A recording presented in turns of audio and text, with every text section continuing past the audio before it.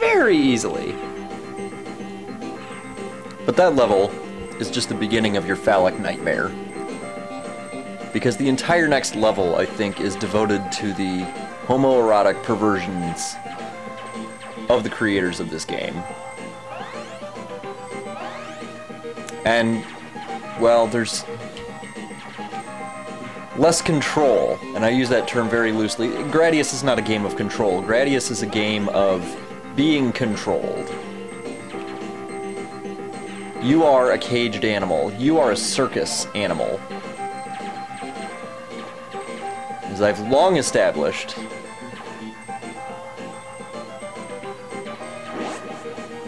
and this level is just the next step.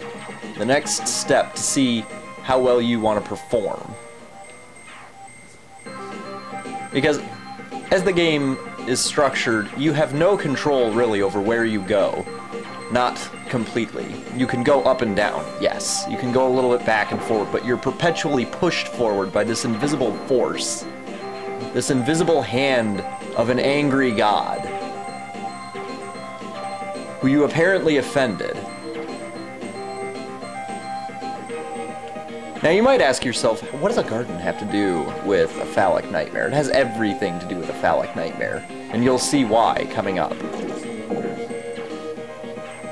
First you have these pods that are just basically a gigantic orgasm waiting to happen. They are a cack, fully loaded and ready to explode. It is so anxious to give you a money shot that when it goes off, the entire thing explodes and dies. That, to me, is disturbing. And yet it is in here. It is in here, it is happy to be in here. Unlike you. And it just kind of goes downhill from there. Now, as awesome as your weapon may seem in the context of Gradius, because of course your weapons aren't half as awesome as anything else, you're suddenly treated to what is, in effect, a giant fuck you. Now, of course, the entire game is basically that.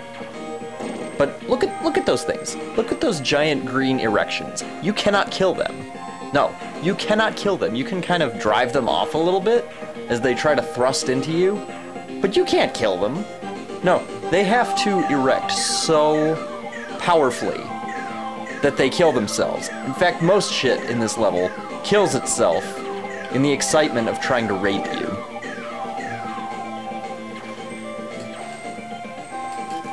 And I just barely missed that guy taking one of my quote-unquote options.